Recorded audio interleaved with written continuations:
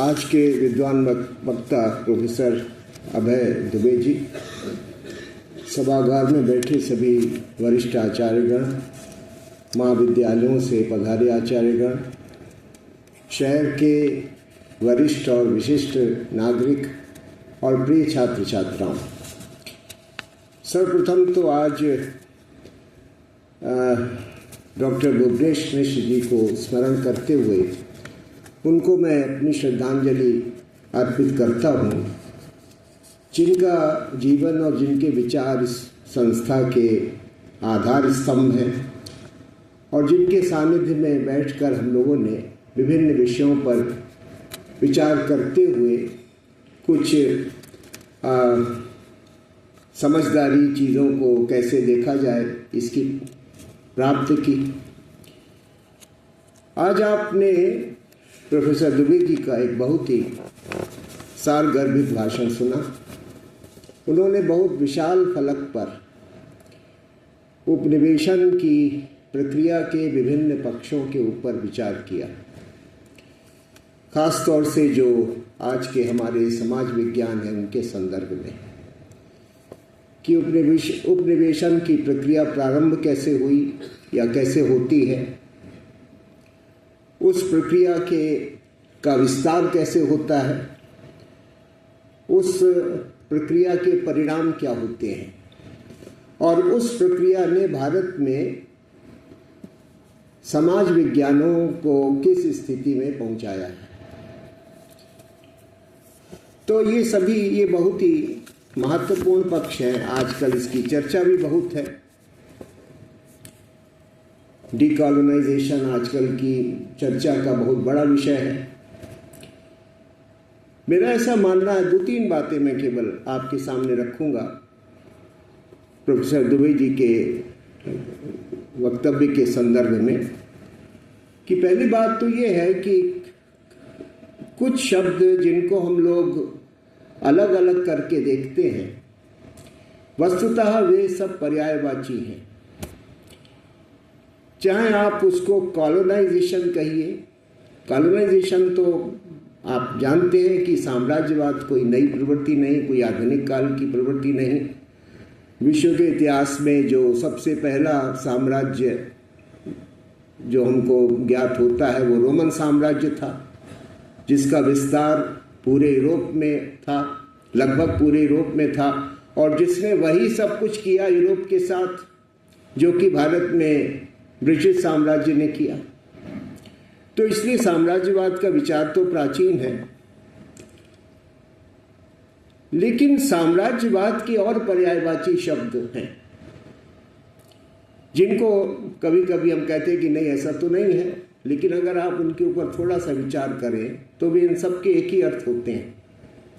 Westernisation, पश्चिमीकरण, modernisation, आधुनिकीकरण, secularisation, धर्मनिरपेक्षीकरण, साइंटाइजेशन, वैज्ञानिकीकरण, इन सब शब्दों का एक ही अर्थ है। ये सब साम्राज्यवाद को प्रकट करने वाली शब्दावली है। इनको हम लोग इनमें से किसी को अच्छा कह देते हैं, किसी को बुरा कह देते हैं, लेकिन ये सारी प्रक्रिया है, एक ही प्रक्रिया की ये सब अंग है। क्योंकि पश्चिम ने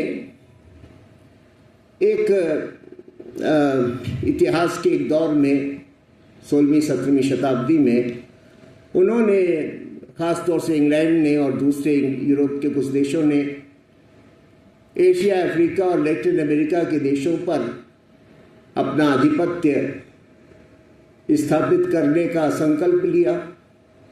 इसमें वे सफल भी हुए अनेक कारणों से, और उसके बाद जब इन देशों पर, इन महाद्वीपों के ऊपर उनका आधिपत्य स्थापित हो गया, उनका साम्राज्य स्थापित हो गया, तो उन्होंने इन सब देशों को वेस्टर्नाइज करना यानी अपनी छवि में ढालना प्रारंभ किया,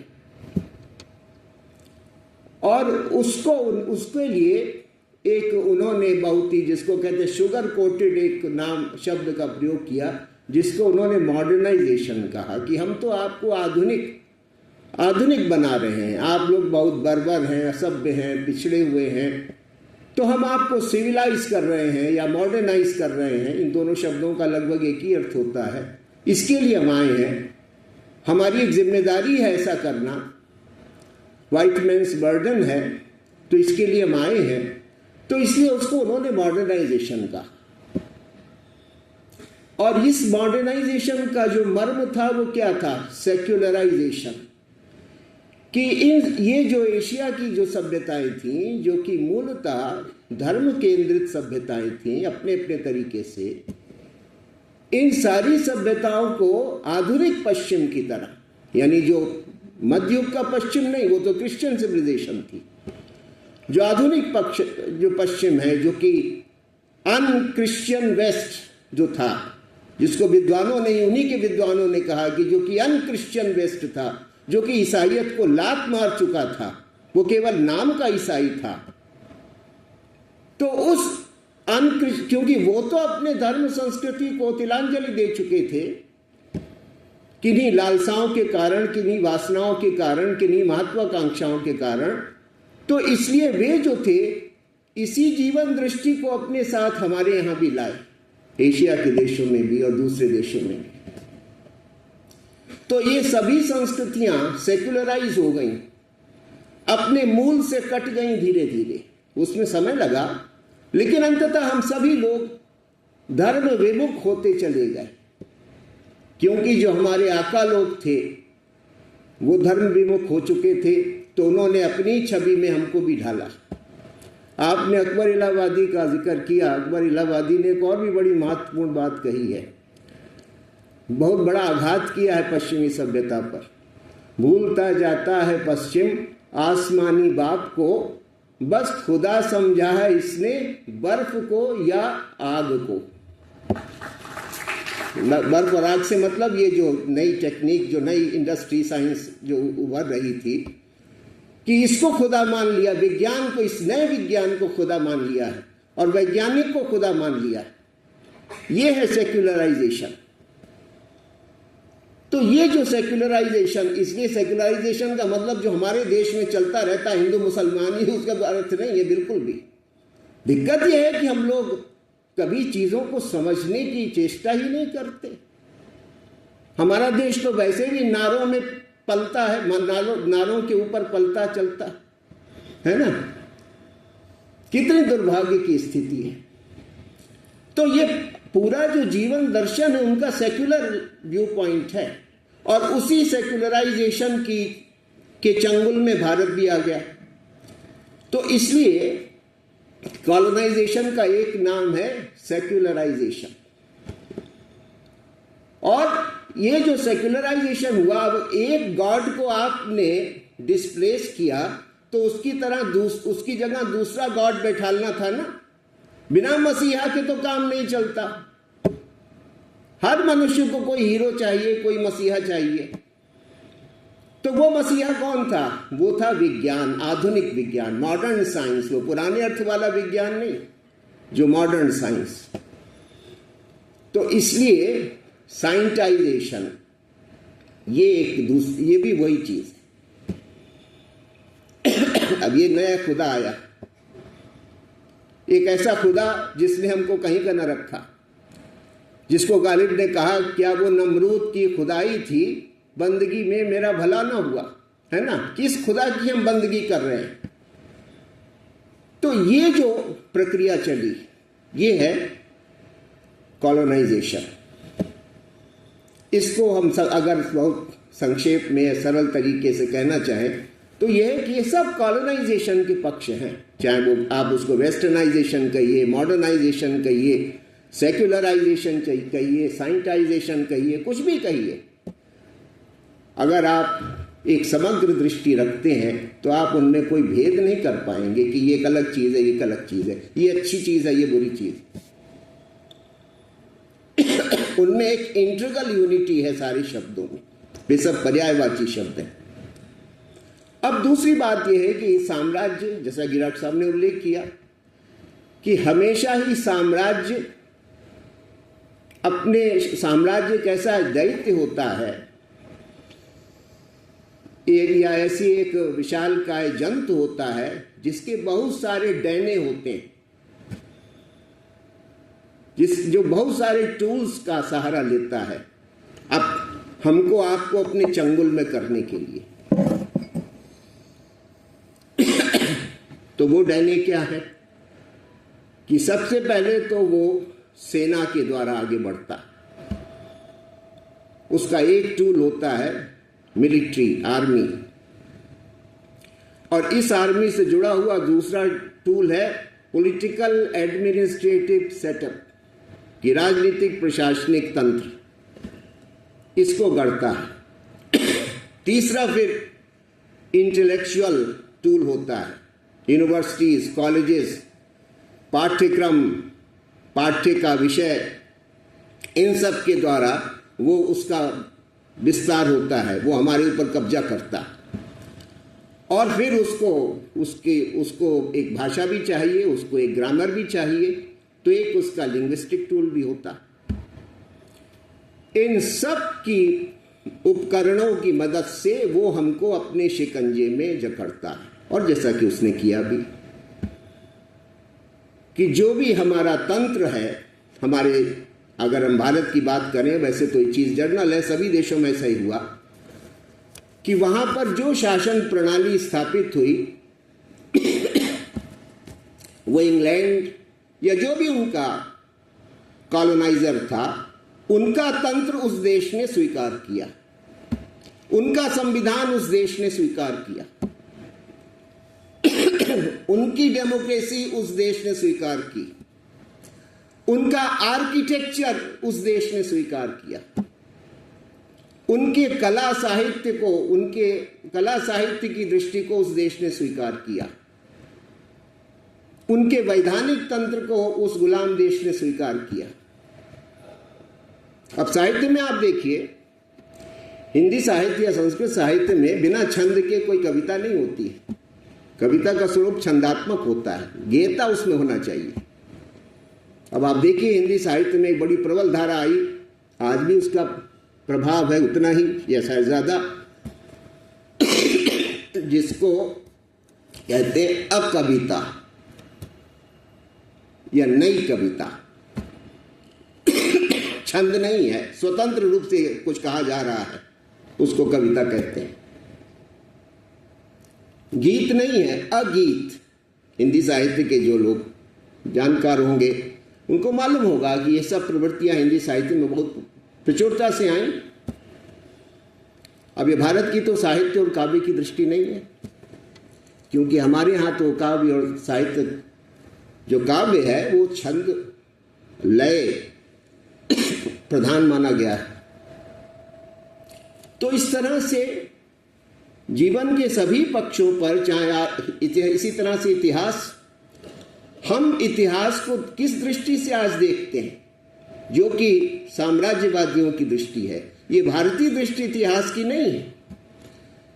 जिस तरह से हम चीजों को, अब वो जिसको कहते हैं साइंटिफिक हिस्ट्री, तमाम फैक्ट्स और फिर उनकी एनालिसिस, और फिर उसके आधार पर हर इतिहासकार अपने अपने निष्कर्ष निकाल रहा है, तो हमारी दृष्टि तो ये इतिहास की नहीं है। इतिहास पुराण का जो अर्थ है वो ये कि जो प्राचीन है, जो सनातन है, वो बार बार नवीन होता है। साइक्लिक हिस्ट्री हमारे यहाँ मानी गई है कि जीवन में सब चीजें बार बार घटित होती हैं, सत्य बार बार घटित होता है, सत्य असत्य का जो संघर्ष है, जो द्वंद्व है, वो निरंतर गतिमान है और बार बार वो चीजें घटित होंगी। तो उसके मर्म को समझना है, हमें इंडिविजुअल्स और इवेंट्स में नहीं उलझना है। तो ये जो इतिहास को देखने की दृष्टि है, वो भी साम्राज्यवादियों ने जो दृष्टि प्रदान की, उसी दृष्टि से हम लोग भारतीय इतिहास को पढ़ते हैं, देखते हैं, समझते हैं। आर्किटेक्चर, जो पब्लिक बिल्डिंग्स बनी भारत में, उनका आर्किटेक्चर भारतीय तो नहीं था। जो चर्चेज आए, वो जो चर्च बिल्डिंग्स थी, वो जो जिसको गॉथिक आर्किटेक्चर कहते हैं, जो पश्चिमी आर्किटेक्चर है, स्थापत्य शास्त्र है, उसके आधार पर सब बना। तो साम्राज्यवाद अपना स्थापत्य भी लेके आता है। आजकल के जो हमारे घर मकान हैं, वे क्या भारतीय वास्तुशास्त्र की पद्धति से बने हैं? आप बताइए। कतई नहीं बने। सब में वास्तु दोष है भयंकर, अगर भारतीय दृष्टि से विचार करिए तो। क्योंकि जितनी भी ये नई नई कॉलोनीज बनती हैं वो तो आप जानते हैं कि इन आधारों पर बनती हैं, उनका आधार कोई वास्तुशास्त्र तो होता नहीं, उनके दूसरे मानक होते हैं। और वो मानक कहां से आते हैं? पश्चिमी जो दृष्टि है उससे आते हैं। तो आपका वास्तुशास्त्र, आपका जो आर्किटेक्चर है वो आपका आर्किटेक्चर नहीं। स्वास्थ्य, भारत में जो स्वस्थ जीवन की दृष्टि है और जो पश्चिमी जो दृष्टि है, जो कि आजकल प्रचलन में है, लेकिन अब जिसके ऊपर बड़े गंभीर संदेह भी पैदा हो रहे हैं, तो जो हमारी दृष्टि है स्वस्थ जीवन की, वो तो हमको पता नहीं कि वो जीवन क्या। हमारी दिनचर्या, हमारा जो डेली रूटीन है वो कोई भारतीय जो जीवन पद्धति उस प्रकार का है क्या? कितने लोगों का डेली रूटीन उस तरह का? दिनचर्या कितने लोग इस प्रकार की? तो ये इतना प्रबल है और इतना विशालकाय जंतु है जिसने हमको अपनी चपेट में ले रखा है, अपने पंजे में जकड़ रखा है। और गांधी जी के शब्दों में कहें कि हम इससे लड़ने की भरपूर कोशिश कर रहे हैं, लेकिन पता नहीं है क्या होगा। तो इसलिए तो एक जैन दर्शन में एक सिद्धांत है नयवाद का या स्यादवाद का, जो कि एक तरह से भारतीय जो चिंतन है उसका ही एक प्रतिबिंब है। स्यादवाद का सिद्धांत ये मानता है कि कोई भी व्यक्ति या कोई भी देश या कोई भी समूह या कोई भी विद्वान सर्वज्ञता का दावा नहीं कर सकता या परिपूर्णता का दावा नहीं कर सकता। दूसरा, जितना वो कह रहा है उससे भिन्न भी कुछ हो सकता है सत्य। वो सत्य का एकमात्र अधिकारी प्रतिपादक नहीं हो सकता। सत्य इतना प्रकाशमान है, जो अजल्यमान है कि बड़े से बड़े बुद्धिमान आदमी की आंखें चौंधिया जाती हैं उसको देखने में, और इसलिए वो गलती कर सकता है। तो स्यादवाद का सिद्धांत कहता है कि नहीं, हो सकता है जो दूसरा कह रहा हो वो भी सत्य हो, दूसरा जो दृष्टिकोण है वो भी एक मार्ग दिखा सकता है। ये जो दृष्टि है ये तो भारतीय दृष्टि है कि और भी दृष्टि हो सकती है जीवन को देखने की, और भी मार्ग हो सकते हैं जीवन में चलने के, और भी लक्ष्य हो सकते हैं जीवन के।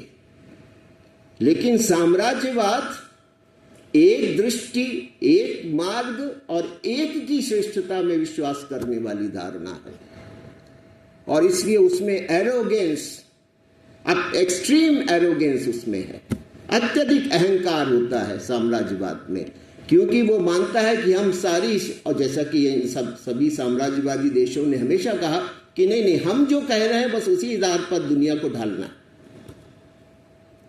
जैसे बाइबल में कहा गया कि जब ईश्वर ने मनुष्य की रचना की तो कहा कि वो मनुष्य ने and lord created man in his own image, ईश्वर ने अपनी छवि में मनुष्य को बनाया। तो ये साम्राज्यवादी देश भी हम सब लोगों को अपनी छवि में गढ़ना चाहते, और गढ़ा भी है, सफल भी हुए, भरपूर सफल हुए। लॉर्ड मैकाले जहां कहीं होंगे बड़े प्रसन्न होंगे कि देखिए सब हमारी ही तो शिक्षा प्रणाली चल रही भारत में।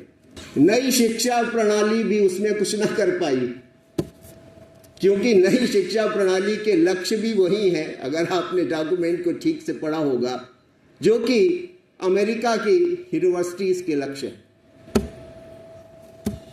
उसके जो गोल्स हैं, जो शुरू में 4-6 बातें कही, आप उनको ध्यान से पढ़िए।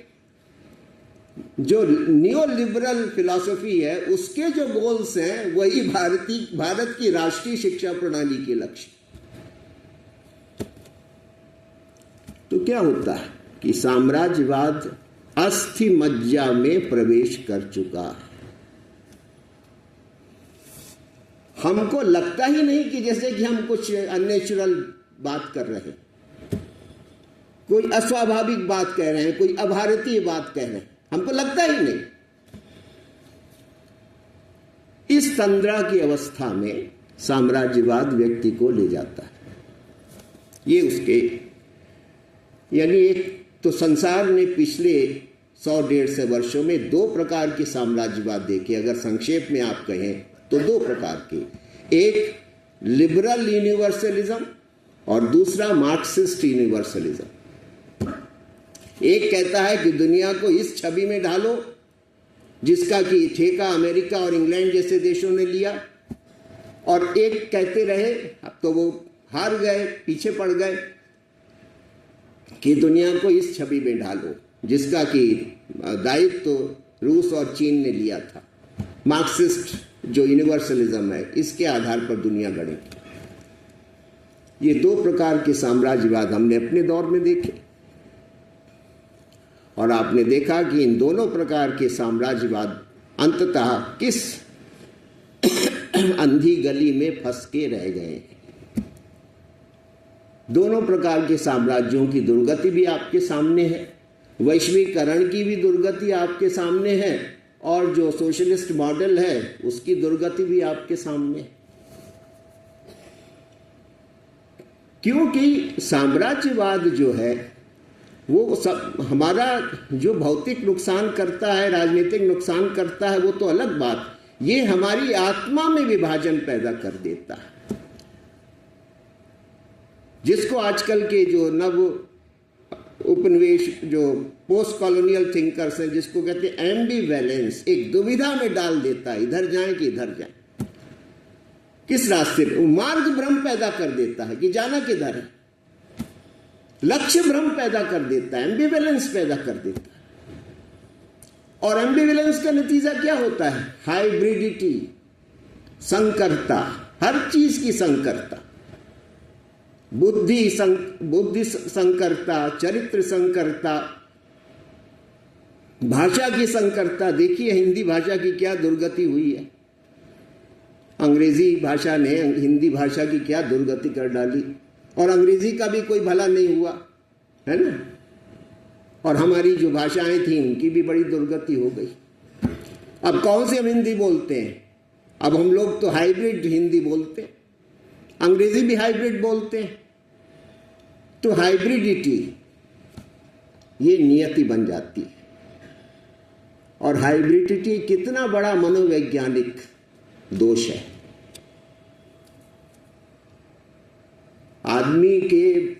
आदमी का व्यक्तित्व तो खंडित हो जाए, इससे बड़ा और संकट क्या हो सकता हमारा, कि हमारा व्यक्तित्व ही खंडित है, विभाजित है। क्यों? क्योंकि आत्मा में विभाजन है, बुद्धि में विभाजन है। तो इसलिए हम लोग केवल एक शैडो माइंड बनकर रिएक्ट करते हैं, छाया मस्तिष्क बनकर हम लोग प्रतिक्रिया करते हैं। हमारे जो भी रिस्पॉन्सेज होते हैं, रिएक्शंस होती हैं, वो ओरिजिनल नहीं होते, मौलिक नहीं होते, हमेशा वे शैडो को रिप्रेजेंट करते हैं। और इसलिए जो साम्राज्यवाद है वो अपने जो उसका जो सब्जेक्ट होता है, हालांकि साम्राज्यवादी तो हमको ऑब्जेक्ट कहेंगे, अदर कहेंगे, तो अदर को पूरी तरह से मानसिक रूप से, शारीरिक रूप से, आत्मिक रूप से, बौद्धिक रूप से विनष्ट कर देता है।